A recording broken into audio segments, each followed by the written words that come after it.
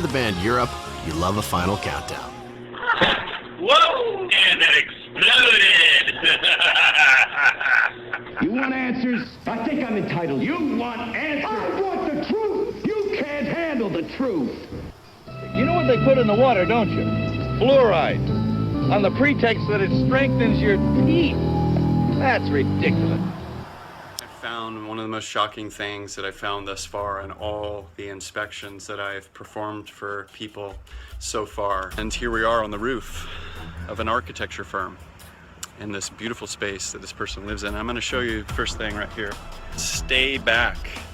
Radio frequency energy may exceed exposure limits. This person just found out recently that they have cancer, and they've actually been helping their son for the last year or so, who's 25, who also has cancer. And I'm going to show you what is behind this building, and I'm really, really shocked.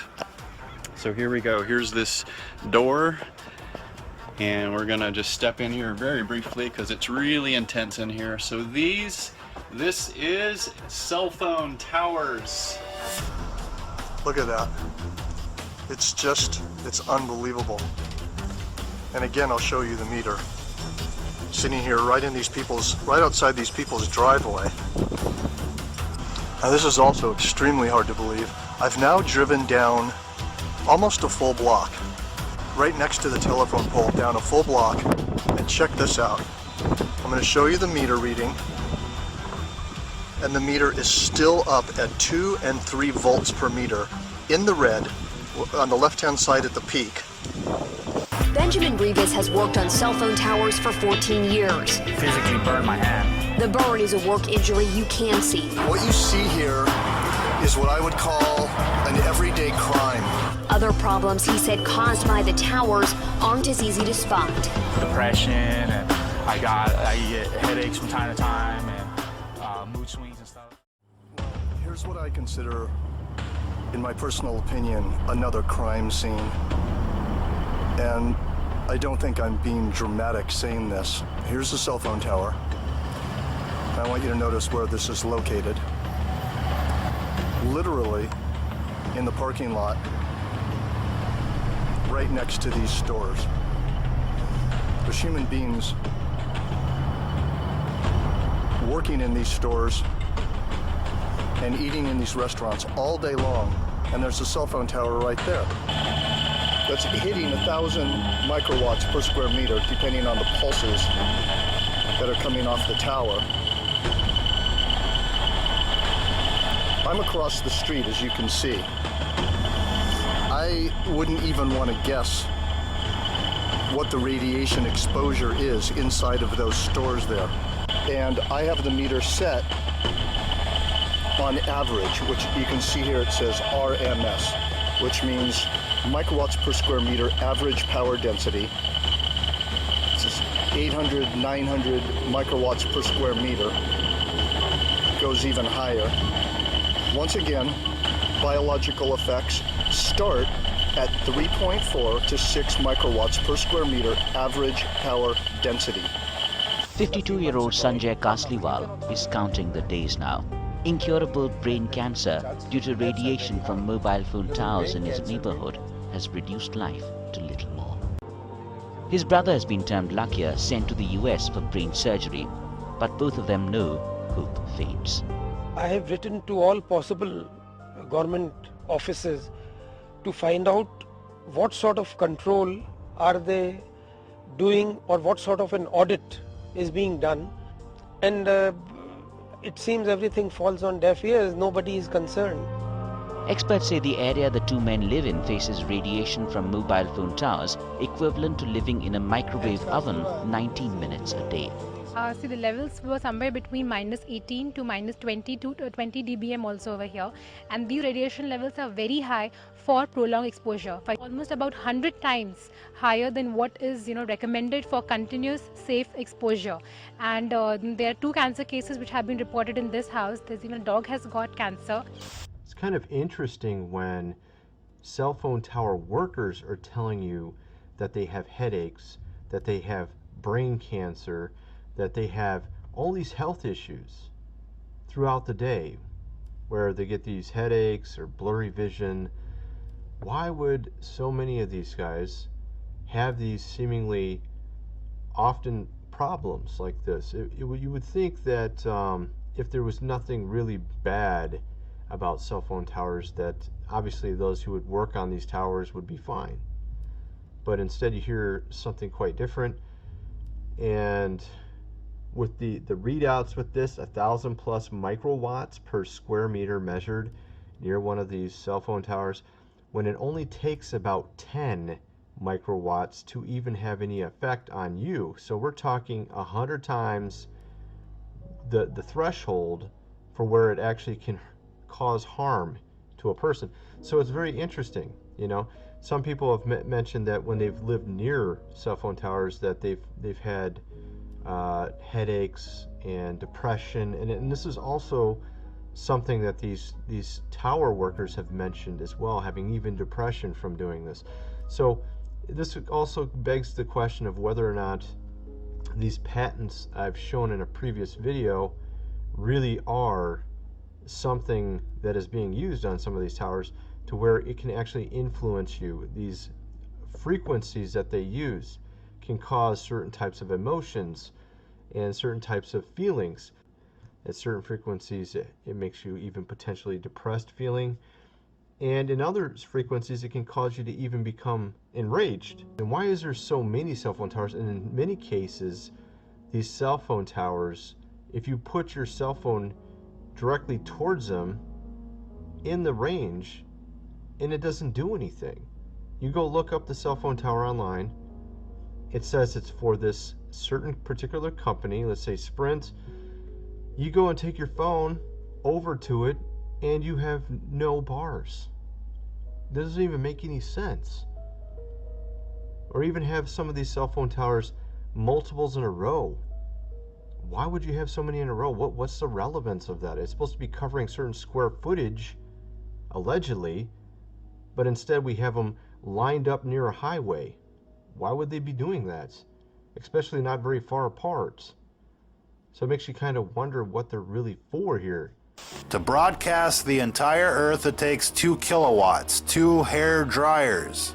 Now a microwave oven uses 1,000 watts or 1 kilowatt. Here's the damage 1 kilowatt can be done by somebody when they take a magnetron out of a microwave and turn it into a ray gun. This is just a small example of a low-tech weapon running on 1,000 watts. Then you have these things here, these huge towers of death. Now each row in this tower, an array, or a set of dishes or rectennas or whatever you want to call them, is connected to a cable with a maximum power output of 300,000 watts, or 300 kilowatts. That's 300 microwave ovens. We based that conservative estimate based on the gauge of the cabling that's running up to one of these arrays. They're estimated at 300,000 watts per cable. Those aren't fiber optic cables running up to those arrays. It's a thick copper gauge transmission line quality cable running up those towers. Now if there's 10 cables, that's like 3 megawatts of power. And these cables are out there to output power to the magnetron, not for data transfer. That's an important point. These cell phone towers are weaponized. There's no other reason to have this much power running up the cables. It isn't for data transfer. Now, FCC regulations limit normal transmission per array to about 400 watts. To put that into perspective, 1 watt from your phone can go 25 miles to the nearest tower. A 1,000 watt magnetron on a stick can blow shit up. And these towers have a 300 kilowatt power line running up to each rectenna. And who knows, there could be an amplifier at the top of these towers that steps up the power even more. The point is here, ladies and gentlemen, is that these companies like Lucent and Google could turn up the juice at any time and nuke a town. They could nuke the entire country without any warning, without anybody being able to protect themselves. Now here at America Trends, we talk about what you're talking about on your social media. Our producers spend hours each day not reading the old fake news headlines. You are our incredible reporters, so I want to get right back to it. John McCain, recently diagnosed with a brain tumor, as you know, and we see other prominent figures in America like former Vice President Beau Biden, son of former Vice President Beau Biden, who, as you know, died of brain cancer. But it's not just politicians. It happens to people across the country, and some studies have shown a link between brain cancer and cell phone use. So I wondered, when I saw what had happened with John McCain, if it could have anything to do with that. So I called in the expert here with me now to discuss California Brain Tumor Association, and We Are the Evidence, bioinitiative.org, Kevin Modis. Kevin, the John McCain, is it any coincidence? Is there any way it's coincidence that the scar he has is like right here, and this is all happening right here, and that happens to be right where you put a cell phone? Just like you said, Gina, the scar is right down his face, exactly where you would hold your cell phone. And you need to understand, he had a glioblastoma. And while the wireless industry says there's no increase in brain tumors, so there's no problem with cell phones, the reality is there's a significant increase in glioblastomas. Unfortunately, they're very, very deadly. So whether curing some sorts of brain cancer, they can come up with these statistics that say there's no increase in brain cancer, when you're saying there has been a dramatic increase in the one specifically related to cell phone radiation. Yeah, and the glioblastomas have been related to cell phone use by a scientist and medical doctor, Leonard Hardell, and people can go to his blog, Hardell blog, and he's one of the leading scientists, has a group that has been doing research for a long time and has significantly shown a relationship between cell phone use and these GBMs, or glioblastomas.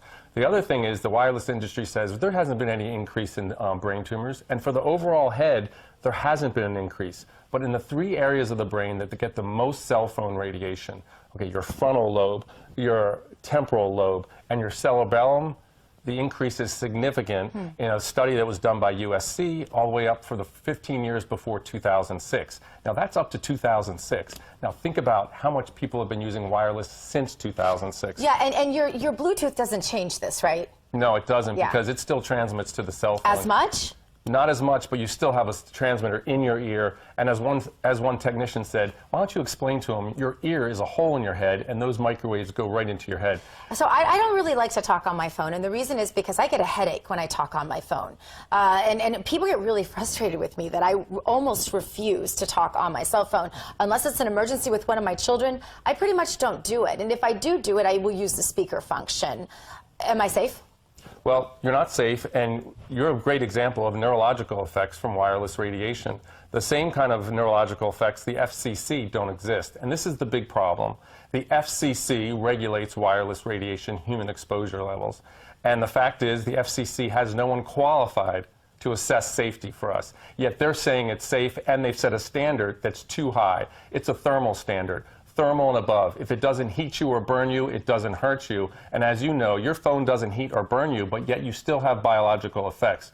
People are getting neurological effects, people are getting cancer from wireless radiation, people are getting immune system problems, and fertility is affected, basically affecting all systems of the body. And people just go to that website you talked about, bioinitiative.org. This looks at 3,600 studies and breaks it down by different sections of the body and shows you there is definitely evidence that wireless radiation is very, very harmful and should be minimized rather than maximized, which the FCC is doing in concert with the wireless industry and their lobby group, CTIA. But it's actually scarier than that, because even if you're not using a cell phone at all, they're putting towers up all over the country without your permission. You used to have to sign something, and you saw those little green tree-looking things that were cell towers, you know, and if they were going to put them within a certain radius of your house, you had to sign off of them. Not the case anymore. Tell us. Yeah, so there's a new wireless technology, 5G. So right now we're at a lower frequency, like 1 to 3 gigahertz. This is now 24 to 90 gigahertz. Just to put that in perspective, 90 gigahertz is 90 billion electromagnetic waves per second hitting and going through your cells every second. That is far from natural. Your heart has a circuit, has electricity to it. Your brain has electricity to it. It's about 8 to 10 hertz. This is billions of times more than what's natural. And 5G is being forced on us. In California, SB 649 is going to make it so they can put one of these transmitters in front of your house. And 5G doesn't travel very well because it's very dense. And so they have to put a transmitter about every 2 to 10 homes. And they're not going to ask you about it. They're just going to put it in front of you, exempt from any health, safety, or environmental review. On street lights. On street lights, on poles in front of your house, on any kind of fixture that can get what they want. And it's not going to be your choice. There's not going to be any consent. And I got to tell you, it's not a very Republican thing to do. It's not a very American thing to do. And these bills are stripping away your constitutional rights to protect yourself and your families. But this goes way back. The 1996 Telecommunications Act that was passed in 1996 by Bill Clinton had Section 704 that banned by law looking at health and safety when they put cell towers in. This is how they built out the whole network. They've known about health effects for decades. This is Orwellian. Absolutely. It's a concerted, concentrated effort to hide wireless radiation health effects. And it's absolutely time it stops. 5G is we're looking at a worst case scenario. High frequency, high intensity wireless in front of your home in close proximity continuously. What's interesting is the Army, and people should look this up. Look up the active denial system. The active denial system. The military is using these frequencies at 95 gigahertz. And remember, they're talking about 24 to 90 gigahertz for this as a biological weapon for crowd control. So on the one hand, the FCC is saying it's completely harmless. On the other hand, the military is using it as a biological weapon. Somebody's lying. And what's interesting for your audience to look at is their own insurance policy. Look at your homeowner's insurance. Look in the back under general exclusions. You'll see asbestos isn't covered by insurance. Earthquakes aren't covered by insurance. Fires aren't covered by some insurance. And then you'll see electromagnetic radiation or electromagnetic waves, the kind of emitted from wireless technology. So the industry, the insurance industry that is given the mandate to assess risk has assessed it as a high-risk agent and says they won't cover biological effects from wireless radiation, yet they're putting the exact same thing near your home, next to your head, in your schools, and it's absolutely wrong. It's time we do something. The industry is now pushing it with Donald Trump, President Donald Trump, and he's now said, I'm going to speed up the siting of these small cell transmitters. He's met with AT&T and Verizon and all those. AT&T invested $16 million in lobbying last year. We don't have the kind of resources to get a meeting. One of the reasons I came to meet with you was to say to you, please help me get a meeting with President Trump. I believe he has the guts and the courage, and he cares enough about the average person to say no to these transmitters and say yes to making this technology safer. If we can get the word out to him. If we could meet with him. Yeah. Well, you have taken this so seriously that you've literally dedicated your life to this. This is your life's work. But aside from meeting with the president, which of course has to be a goal if we're going to change policy, I know you've also met with many legislators. How can we, the average citizen, be the most effective? Because honestly, the information is overwhelming. Okay. So half the states now have these bills called the Wireless Telecommunications Facilities Act, designed on a state level to strip your rights away and put these little cell transmitters in front of your house. By the way, they're not so little. They can be as large as a refrigerator with a power source included. People need to get politically active. It's time to get off the couch. It's time to take a stand. These service personnel playing the role of an unruly mob at Georgia's Moody Air Force Base are about to fall prey to an invisible ray. The hulking panel atop this Humvee is part of what the U.S. military calls the Active Denial System, or ADS. It's designed to incapacitate enemy combatants with an unnerving, non-lethal sensation of intense heat. Watch as the ray silently strikes and scatters the crowd. The Active Denial System has three great characteristics. First of all, it's safe. Second, it's effective. And third, it has a tremendous range compared to the other non-lethal weapons that today's warfighter has. This is the heart of this 100 kilowatt transmitter. This is the gyrotron. 200 kilowatts of electricity is fed in, and 100 kilowatts of radio frequency comes out. That millimeter wave energy comes out an aperture underneath the main reflector, hits the subreflector, which illuminates that main reflector and sends a roughly antenna-sized beam downrange. The Those holes that you see in the antenna are for the cameras and other visual equipment that the operator uses so that he knows exactly where that beam is going. It's operated by a joystick. The operator looks into the console, sees exactly what that antenna is aimed at, moves the joystick left, antenna slews to the left, same way to the right. Then when there's an individual who's identified as a troublemaker, he has a cursor. He can put that cursor on that individual, pull the trigger that's on the joystick, and the energy is sent downrange at the speed of light. The electromagnetic radiation released by the active denial system is similar to the microwaves in your microwave oven, in that it causes the water molecules in the target to become excited and heat up. But that's where the similarity ends. The ADS is designed to heat only the very surface of the skin. It does this by outputting only the carefully chosen radio wave frequency of 95 gigahertz. Even though it can easily penetrate clothing, the ADS generates a much shorter and safer wavelength of radio waves than those used in microwave ovens. The active denial system millimeter wave directed energy beam reaches 1/64th of an inch into human skin. So that is the most outermost layer of the skin, roughly equivalent to about 3 sheets of notebook paper. It is essentially affecting the pain nerves in the outermost layer of the skin, heating them up and causing an immediate repel effect. Even these stoic servicemen, aware of what's about to happen, engage, can't help but flinch when they feel the heat. This is the first time I've experienced the beam from the active denial system, and it feels like an intense warmth feeling, kind of similar to opening a very hot oven door, and it's a compelling feeling that you want to get out of the way of this beam. If you were not expecting this, it would definitely shock you and make you want to move. The ADS represents just the latest effort to devise an effective ray weapon. Talking about post-human society. That's right, you heard that correctly. Post-human. After human. When man merges with machine. When man will be no more. That is their endgame, to wipe out humanity. Where resistance is futile. That kind of thing. That's what they're thinking about. That's what they want to bring into the world. And that brings us back to what we were talking about yesterday, the weaponization of cell phone towers. To recap that discussion, a cell phone tower is a giant microwave oven on a stick. Cell phone towers use a magnetron or an oscillator like a microwave oven to make microwaves. That's how they communicate. Radars use the very same technology. That part that's beaming into the dish is a magnetron. Just like a microwave oven and just like a cell phone tower. And lift pieces of destroyed mobile homes in search of any clues that someone may not have made it out of here alive. We are basically digging through rubble. We're looking for, at this point, anything human, clothing could be, but everything has been burned up that we found, and we're finding bone, basically, is what it's been reduced to. In addition to the dozens of volunteers from Marin, Monterey, and Sonoma County as part of the search and rescue effort, there are 5 cadaver dog teams here as well. They come from Alameda County. They're doing a great job of searching around, giving us an idea of where to start searching.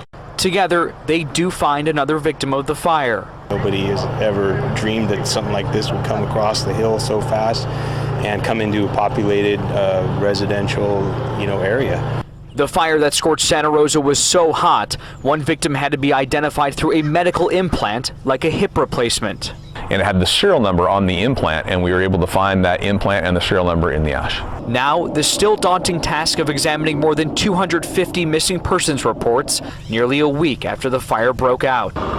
As flames in Northern California continue to spread out of control, authorities have begun the grim task of trying to find and identify those who couldn't escape their burning homes. Searchers in some areas are being helped by cadaver dogs. Authorities say some remains are so beyond recognition, they will use serial numbers on medical implants like hip replacements to ID victims. Some of them are merely ashes and bones, and we may never get truly confirmative identification on ashes. Cremated, you can't get ID.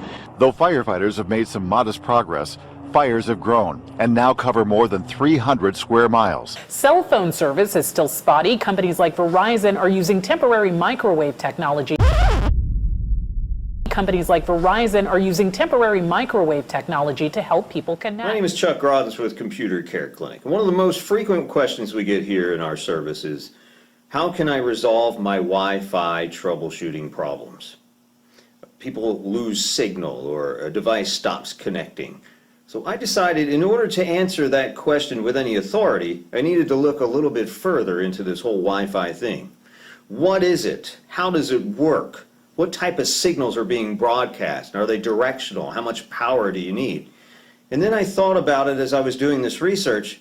Well, what are the effects of these things, these Wi-Fi transmitters? What type of radio frequencies do they use?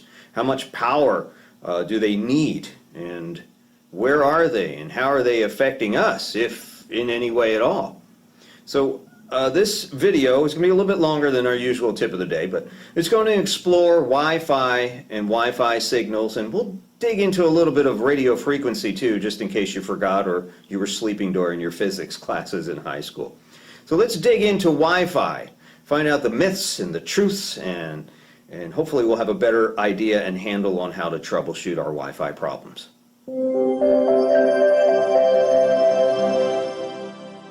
Let's first look at an oversimplified view of the electromagnetic field, or EMF radiation spectrum. EMF radiation can be classified from very low frequency, which has a long wavelength, to very high frequency, which has a short wavelength. The sound waves humans can hear are a form of very low frequency EMF radiation, with one single electromagnetic wave cycle or wavelength longer than a football field. On the high frequency end, you can find things like X-rays and gamma rays with a wavelength smaller than an atom. Radio waves and microwaves are forms of electromagnetic energy that are collectively described by the term radio frequency, or RF. RF emissions are discussed in terms of energy, radiation, or fields. Radiation is defined as energy traveling through the air in the form of waves or particles. Electromagnetic radiation can be described as waves of electric and magnetic energy moving together or radiating through space. These radiation waves are generated by the movement of electrical charges through a conductive metal object, like an antenna. For example, the movement of energy in a radio or television or cellular base station antenna generates electromagnetic waves that radiate away from the antenna and are eventually intercepted by a receiving antenna, such as your rooftop TV antenna, a car radio antenna, or an antenna integrated into a handheld device, such as a cellular telephone. Frequency is the number of electromagnetic waves passing any given point in 1 second. For example, a typical radio wave transmitted by your favorite FM radio station has a wavelength of about 10 feet or 3 meters and a frequency of about 100 million cycles or waves per second, known as 100 megahertz. So your favorite FM radio station sends about 100 million 10-foot-long RF electromagnetic waves into the air every second. That's a lot of waves. Telecommunication services cannot exist without EMF. Microwave ovens, commercial heating, manufacturing, diagnostic medical services, some medical techniques, and radar are also uses of RF energy. There's also natural RF produced by Earth and space. So we're surrounded by radiation. EMF radiation is classified as non-ionizing or ionizing. Ionizing EMF radiation, like certain UV rays and X-rays, can break chemical bonds, which is not great. That means they can cause cell damage in living things, which is obviously bad for us. RF radiation, as found in radio, TV, cell phone, and Wi-Fi transmissions, is considered non-ionizing. Some sort of EMF radiation is emitted by all technical equipment or devices that produce electromagnetic fields. It's basically anything that gets plugged in or runs on a battery. Power lines, radar systems, communication towers, cell phones, cordless phones, Wi-Fi routers, iPads, TVs, computers, gaming consoles. They all produce some sort of EMF radiation. Well, here's where it gets interesting. All EMF radiation has an effect on the human body. But the question is whether it's a negligible effect or a negative effect, and to what degree. Microwaves are a specific category of radio waves. They can be defined as radio frequency radiation with frequencies from several hundred megahertz to several gigahertz, or thousands of megahertz. One of the most familiar and widespread uses of microwave energy is found in household microwave ovens, which operate at a frequency of about 2,450 megahertz, or 2.45 gigahertz. Sound familiar? That's right. Almost the same frequency your microwave oven uses to heat your food is also used for most cordless phones and Wi-Fi routers. Technically, Wi-Fi channels typically range from 2.412 gigahertz to about 2.472 gigahertz, right in that spectrum. So you might think, aha, that's where my Wi-Fi interference is coming from, my microwave oven. But not so fast. Most microwave ovens are well shielded and will not emit enough radiation to interfere with wireless communications even when they're on. If your microwave is, say, very old or was dropped or damaged in a move, it might have a damaged shield. To be safe, it's probably a good idea to replace it. If you have doubts about your wireless equipment and interference, you could upgrade that wireless networking equipment and your cordless phone devices to the newer 5 gigahertz band, which is way above the 2.4, as long as your wireless devices all support it. Research continues on the possible effects of exposure to RF and microwave radiation. 2.4 gigahertz, as we learned, is far from ionizing radiation, the type that can quickly harm human tissue and cause bad things like cancer. But you can't see or feel any radiation.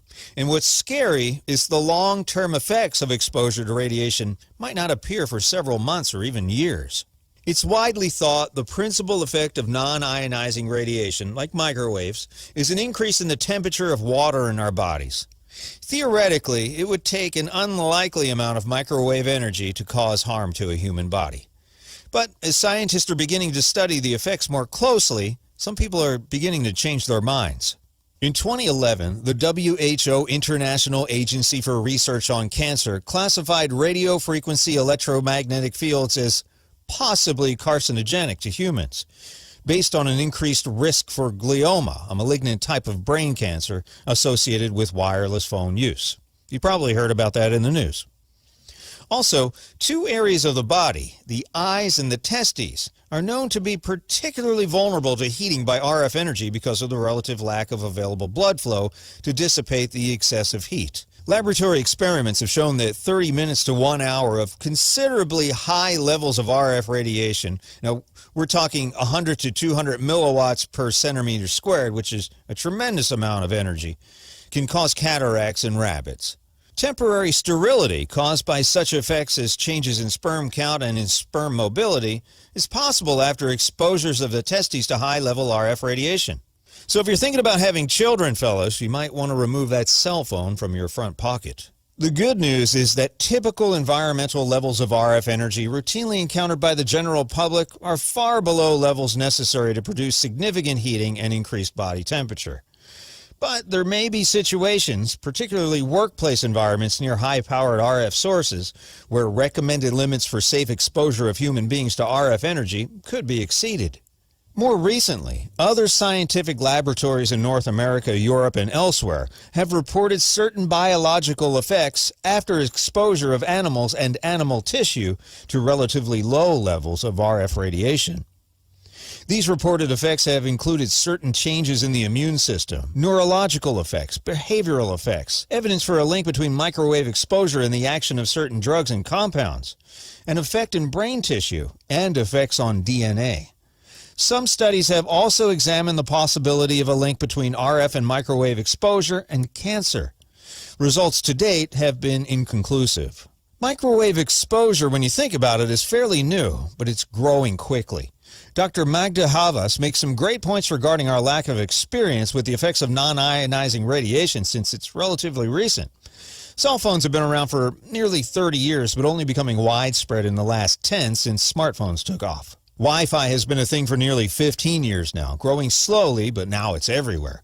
And smart meters installed by your local electric company have been transmitting pulses of pretty concerning power for about 5 years, causing a lot of people to take notice.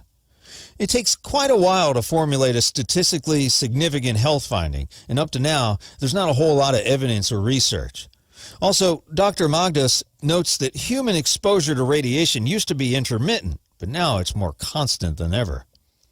Wi-Fi routers emit a beacon signal that is continuous as long as the device is powered on. In other words, you don't have to be connected to the internet to be exposed to the radiation generated by a wireless router. When information is either uploaded or downloaded, the radiation levels increase both at the router and at the computer. The same is true for cordless phones and wireless baby monitors. Voice-activated baby monitors and cordless phones that radiate only when in use are available in Europe, but not currently available widely in North America. Now, some people are more sensitive to EMF than others, suffering from a recently discovered affliction known as electronic hypersensitivity. They used to just think these people are crazy, but now they're finding that symptoms including unexplained fatigue, sleep disturbances, headaches, feeling of discomfort, difficulty concentrating, depression, memory loss, visual disruptions, irritability, hearing disruptions, ringing in the ears, skin problems, heart palpitations, and irregular heartbeat, dizziness, loss of appetite, movement difficulties, and nausea may all be symptoms of electronic hypersensitivity. When electrically hypersensitive people go into an electromagnetically clean environment, many of their symptoms seem to diminish or disappear. Studies predict by 2017, almost 50% of the population may be complaining of this illness. Some countries are already withdrawing Wi-Fi from public areas and even creating radiation-free refuges for people with electrosensitivity. The bottom line on RF radiation and its effect on us? Well, the jury is still out, but it's not looking great. In the meantime, until we all know for sure, it might be prudent to take a few precautionary steps. Fortunately, it's pretty easy to avoid most microwave radiation in high doses. Move wireless routers and cell phones further away from people. The further they are away, the less RF you'll absorb. Use headphones or the speakerphone when you talk on your phone to keep it away from your brain. Don't sleep with your cell phone under your pillow. Don't put your cell phone in your pockets. And turn things off when you're not using them. Unplug your Wi-Fi router and turn off your phone if you absolutely don't need it at night. So what levels of RF radiation are considered safe, and what kinds of levels are typical?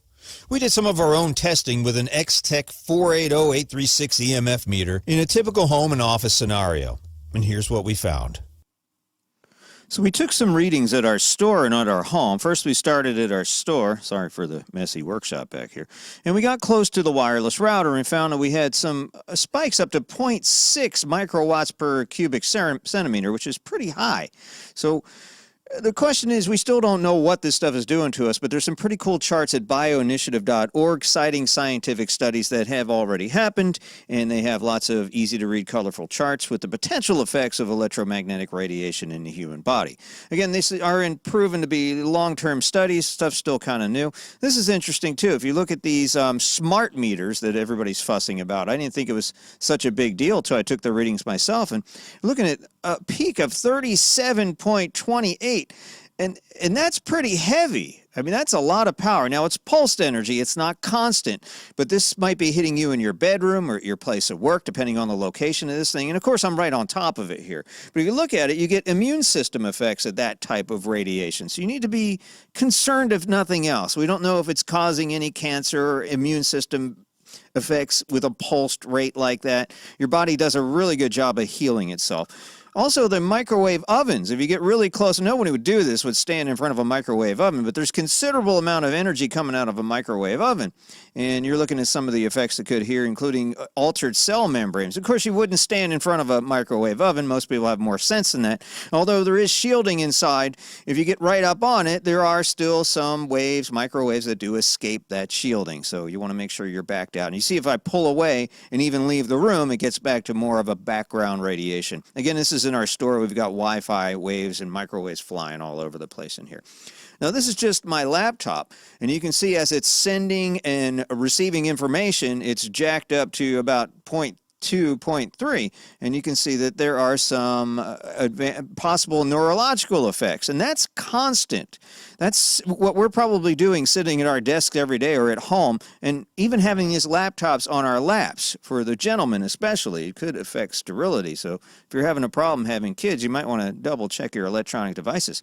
Now, my wife was on a phone call, and look at this, spiking at 7 microwatts per cubic centimeter. And that's huge. I mean, it doesn't do it all the time. We have a pretty crappy signal. We have Verizon in our house, and unfortunately we're a little far off the beaten path. So I understand the further are you away, the more energy your phone has to use to acquire that signal. As I pull this away from her cell phone while she's on an active call, and this doesn't happen all the time, just when you're on a telephone call, and it's a little less for Wi-Fi, you can see that it gets kind of jacked up periodically. Not all the time, but I mean, these are significant numbers here, this 3 and 4, and you can see on the chart here what this does, even up to 7, and again, this is more constant than the pulsed energy we're looking at. So if you spend a lot of time on the phone, you might have some questions about what is this stuff doing? It's a relatively new phenomenon, only the last decade or so, so we don't have a whole lot of information. We are the guinea pigs, my friends, so take some precautions and just be careful. It's better to be safe than be sorry. My name is Chuck Fresh. Please like and subscribe and tell your friends about this video too. Hey, we might all learn something if we put our heads together, and put your findings in the comments below, please. We'd like to know what you're experiencing with microwave and RF frequency radiation. Thanks again for watching.